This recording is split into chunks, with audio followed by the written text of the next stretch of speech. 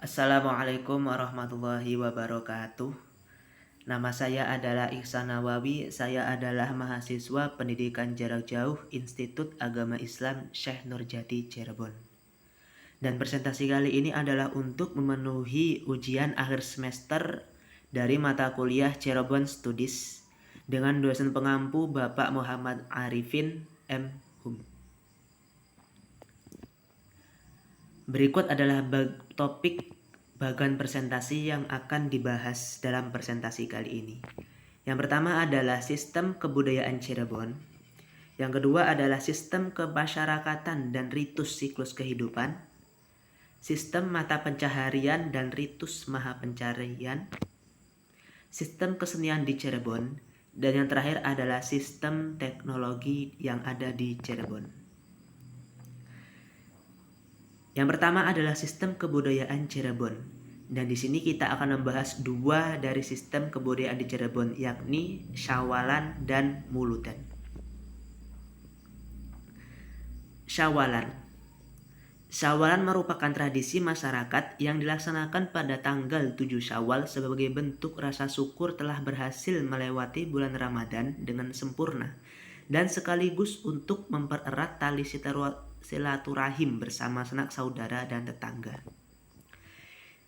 Di daerah Cirebon, orang-orang yang berasal dari luar Pulau Jawa ataupun dari dalam Pulau Jawa itu berdatangan ke makam Sunan Gunung Jati untuk tujuan ziarah.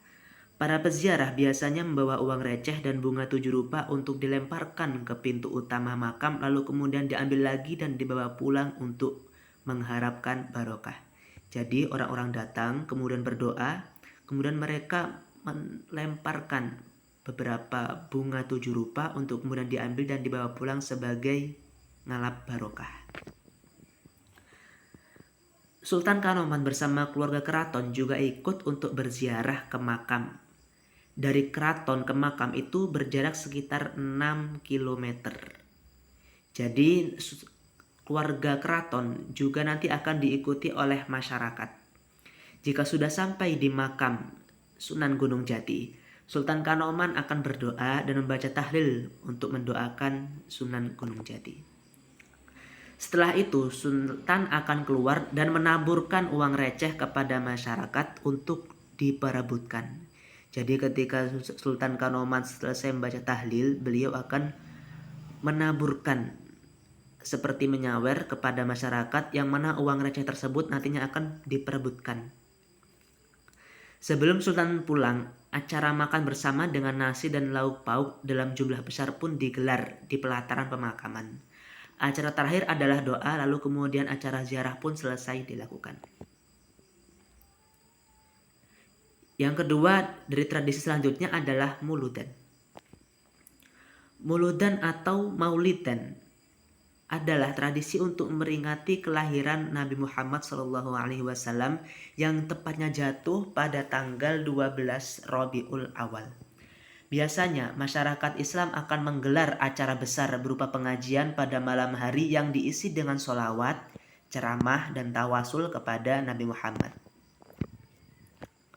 Sebelumnya telah disiapkan beberapa sajian untuk mengiringi ritual panjang jimat berupa nasi dan lauk pauk. Nah, jadi ini merupakan tradisi yang ada di Cirebon. Sebelumnya masyarakat Cirebon itu telah mempersiapkan beberapa sesajen untuk mengiringi ritual panjang jimat, yang mana sajian tersebut berisi nasi dan lauk pauk. Awalnya pengupasan gabah sebelum dimasak itu akan diiringi oleh sholawat bersama. Kemudian gabah yang telah dikupas tadi akan diserahkan kepada rombongan ibu-ibu yang telah dalam keadaan suci dan berwudu. Yang mana nanti ketika beras dan gabah tersebut selesai diserahkan kepada ibu-ibu yang telah suci, maka beras tersebut pun akan dimasak. Nah, nasi yang dimasak oleh ibu-ibu tersebut itulah yang dinamakan sebagai nasi jimat, yang nanti akan digunakan untuk ritual. Pada malam Mauludan di Cirebon, keluarga keraton bersama para masyarakat akan menggelar tradisi Pelal Ageng Panjang Jimat. Ritual ini diawali dengan tawasul di pendopo jinem, lalu kemudian penyiapan sajian akan disimpan di langgar alit. Yang mana nanti kemudian iring-iringan yang berasal dari berbagai daerah di Cirebon itu akan dipimpin oleh Pangeran Patih. Iring-iringan tersebut nantinya akan menuju Masjid Agung Keraton Kanoman.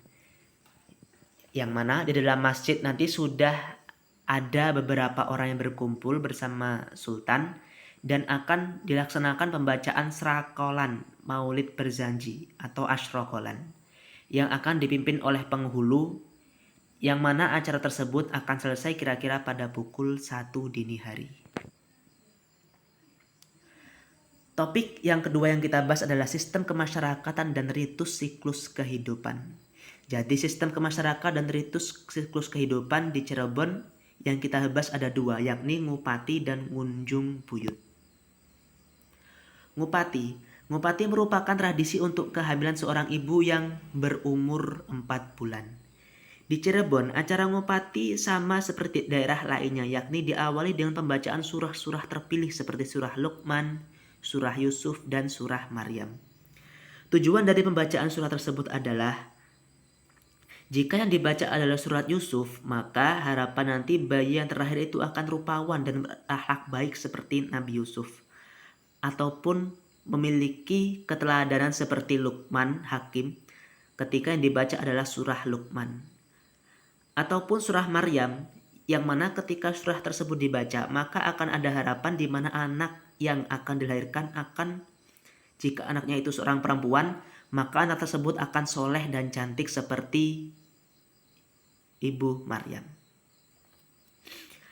Kemudian terakhir acara lalu ditutup dengan makan ketupat. Nah, itulah kenapa dikatakan tradisi Ngupati, karena makan-makan yang diadakan pada acara Ngupati ini itu akan berisi ketupat dan beserta lauk pauk. Lauk pauk bisa berisi berupa daging ayam ataupun beberapa makanan yang semampunya saja yang disajikan oleh keluarga.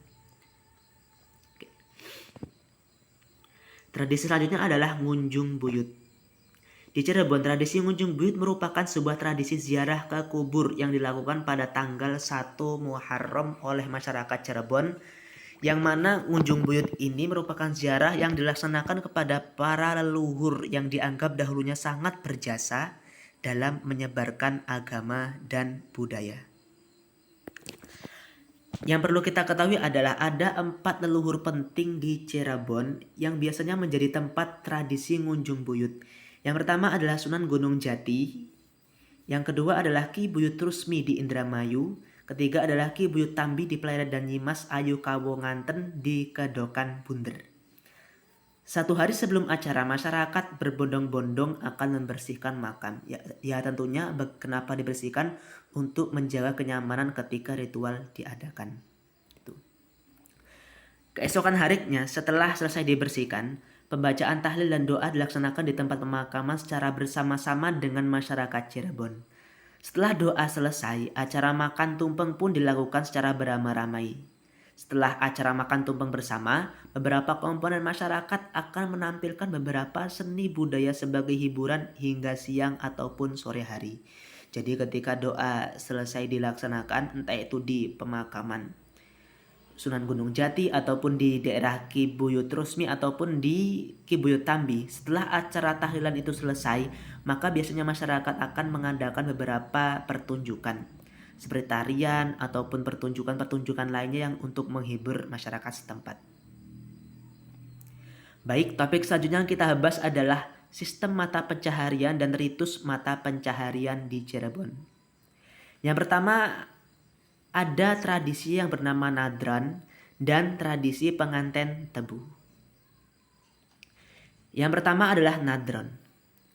Nadran merupakan tradisi para nelayan masyarakat di Cirebon yang dilakukan setahun sekali sebagai bentuk rasa syukur kepada Allah yang telah memberikan hasil laut yang melimpah selama 1 tahun ini. Tradisi ini diawali dengan pengajian bersama pada malam harinya. Jadi sebelum tradisi Nadran dilakukan pada pagi harinya, pada malam hari sebelumnya itu dilaksanakan beberapa doa bersama untuk kelancaran keesokan harinya. Pada esok harinya, para nelayan pun akan beramai-ramai bersama masyarakat akan mengarak sesajen yang dinamakan ancak. Jadi sesajen yang diarak pada acara Nadro dinamakan sebagai ancak, yang ditaruh di atas miniatur-miniatur kapal laut. Yang juga nanti miniatur-miniatur ini juga akan diarak bersama sesajen. Awalnya miniatur kapal akan diisi sesajen terlebih dahulu, yang mana setelah diisi sesajen, nanti miniatur kapal ini akan dibawa ke makam leluhur dan didoakan di sana. Baru setelah itu, setelah selesai dibawa ke makam leluhur, maka sesajen itu akan diarak menuju ke laut. Arak-arak sesajen juga diiringi hiburan seperti pertunjukan borok, dangdut, musik dorong, dan lain-lainnya.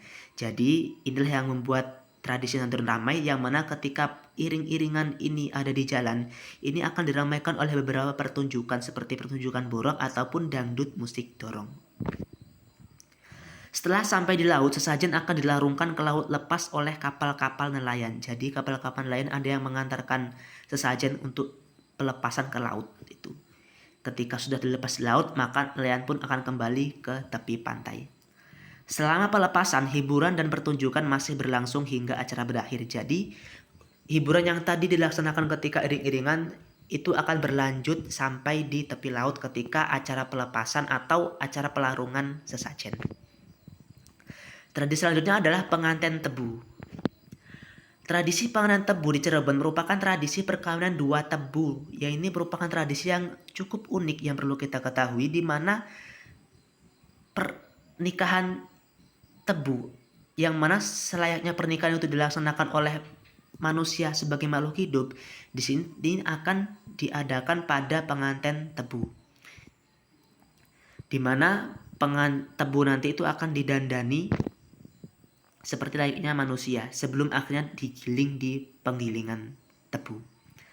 Tradisi ini dilaksanakan dengan mendandani dua batang tebu seperti mempelai laki-laki dan mempelai perempuan dengan aksesoris pengantin.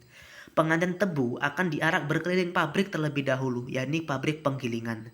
Terakhir, setelah diarak, kedua mempelai tebu lebih tepatnya akan dituntun sampai ke tempat pelaminan berupa mesin penggilingan, yang sekitar mesin penggilingan tersebut, yang mana penggilingan tersebut diibaratkan sebagai pelaminan, itu telah dihiasi seperti background panggung pengantin pada umumnya.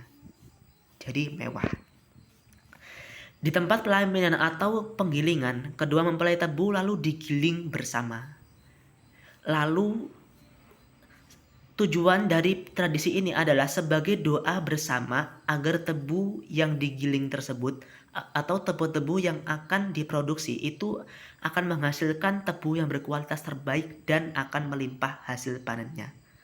Acara ini juga akan semakin ramai ketika para perajin tebu itu akan menaburkan atau menebar beberapa uang receh kepada masyarakat, yang mana uang receh tersebut pun jelas akan diperebutkan oleh masyarakat setempat yang menghadiri acara tersebut di pabrik tebu.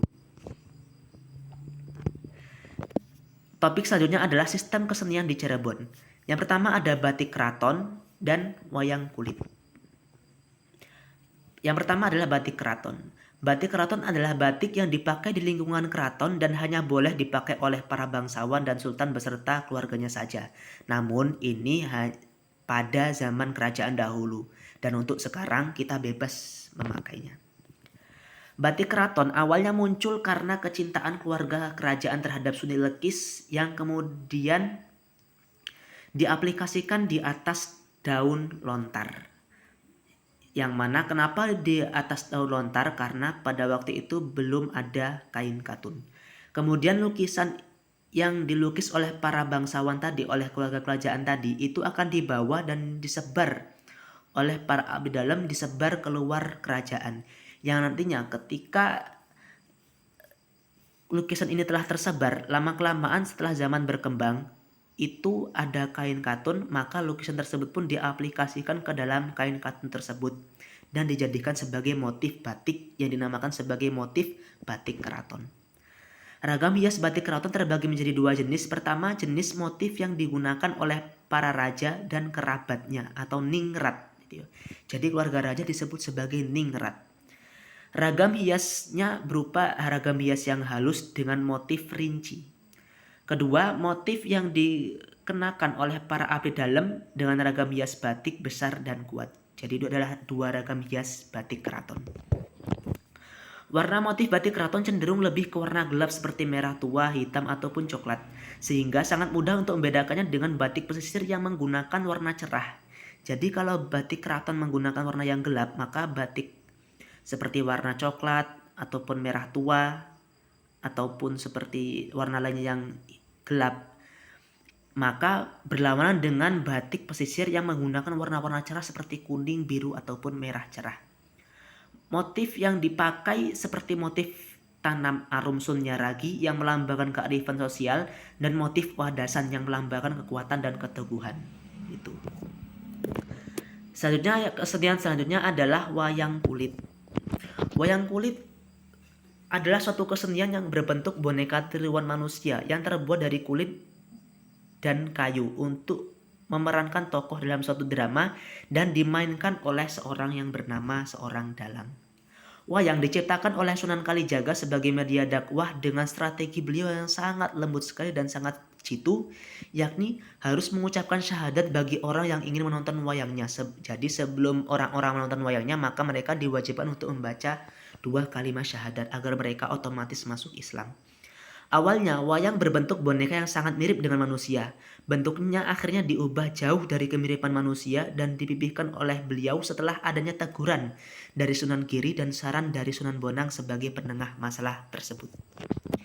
Cerita yang sering diadopsi adalah Ramayana dan Mahabharata dari India, yang ceritanya sudah dimodif oleh Sunan Kalijaga bagaimana agar cerita tersebut agar bernafaskan Islami.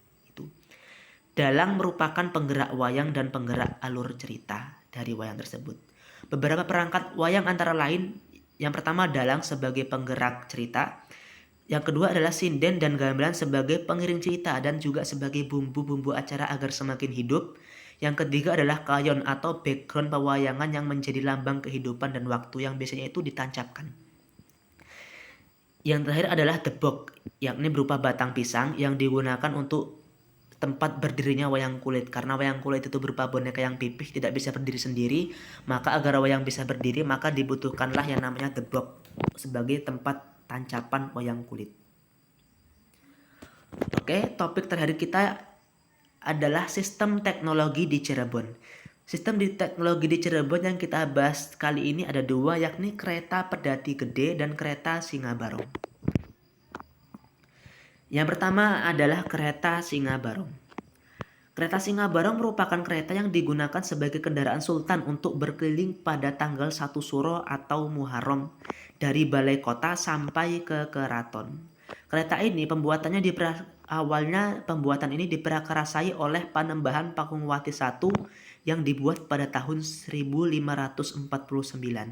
Sampai sekarang, setiap tanggal 5 Muharram, kereta ini akan dimandikan dan ditaburi bunga 7 rupa sebagai bentuk penghormatan dan perawatan agar tetap terjaga keawetannya. Ya jelas karena sudah berusia berabad-abad, maka tradisi pemandian pada tanggal 5 Muharram bertujuan untuk menjaga keawetan agar tetap terjaga kereta Singa Barongnya. Bentuk kereta Singa Barong terdiri dari 3 wujud hewan yang menjadi simbol persahabatan antar agama. Pertama adalah belai gajah yang melambangkan persahabatan dengan India. Kedua adalah kepala kereta berupa naga yang melambangkan persahabatan dengan Cina yang beragama Buddha. Dan yang ketiga adalah sayap buruk yang ada di kedua sisi kereta Singa Barong yang melambangkan persahabatan dengan Mesir yang beragama Islam. Selanjutnya yang terakhir, teknologi terakhir adalah kereta Pedati Gede. Kereta Pedati Gede atau dikenal dengan Ki Gede Pedati merupakan transportasi yang digunakan oleh Raden Wala Sungsang atau Pangeran Cakrabuana untuk menyebarkan agama Islam di sepanjang pesisir pantai utara Pulau Jawa. Kalau sekarang dari ujung Jakarta sampai ke ujung Surabaya. Dikatakan bahwa kereta ini juga digunakan untuk mengangkut material pembangunan Masjid Agung Cipta Rasa Cirebon. Seperti untuk mengangkut pasir, batu, dan kayu yang ditarik hanya dengan 1 kerbau bole atau kerbau putih. Jadi kegunaannya mirip seperti mobil truk pada masa sekarang. Ya Kereta ini digunakan untuk mengangkut material karena bentuknya yang sangat besar dan kuat. Ukuran kereta pedati gede saja cukup besar dengan diameter hampir 15, panjangnya hampir 15 meter. Roda kereta sebenarnya berjumlah 12 buah dengan diameter roda terbesarnya adalah hampir 2 meter. Namun pada tahun 1930 terjadi insiden yang menyebabkan 4 roda terbakar dan tidak bisa digunakan lagi. Sehingga sekarang hanya terpasang 8 roda dan keempat roda lainnya disimpan. Hingga sekarang kereta pedati gede tersimpan di situs budaya di kota Pekalongan yang ada di Cirebon.